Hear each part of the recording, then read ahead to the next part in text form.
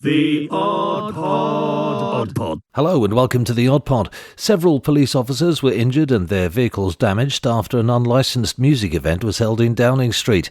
In the early hours of yesterday morning, police were called to an address in Westminster after a neighbour complained of noise and violence. I was awoken at about 2:30 by some incredibly loud dance music coming from outside, said Mr. Sunak, who lives at number 11 Downing Street. I looked out of the window and there was a strange man wearing a beanie with his jeans halfway down his bottom. There was a second figure, an overweight blonde man jumping up and down on a police car waving a yellow glow stick.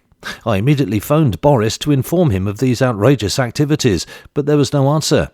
It seemed a bit odd phoning the police to report an attack on the police. However, I felt I really didn't have a choice. The Prime Minister's aide Dominic Cummings has since admitted that it was him partying into the small hours. Acting within the very specific guidelines that apply only to me, I was merely having a midnight rave in order to test my hearing, he said. I needed to listen to my son read the following day and wanted to be sure I was able to do so it was a common-sense move to hold an illegal street party. He went on to say he had no idea who the overweight blonde man was. Priti Patel called the behaviour utterly vile, although it's understood she's just upset at not being invited because she likes to rage as much as anyone else. On the other hand, Michael Gove said he thought Cummings' explanation was perfectly reasonable and that he himself had on occasion tested his hearing by holding an illegal street party.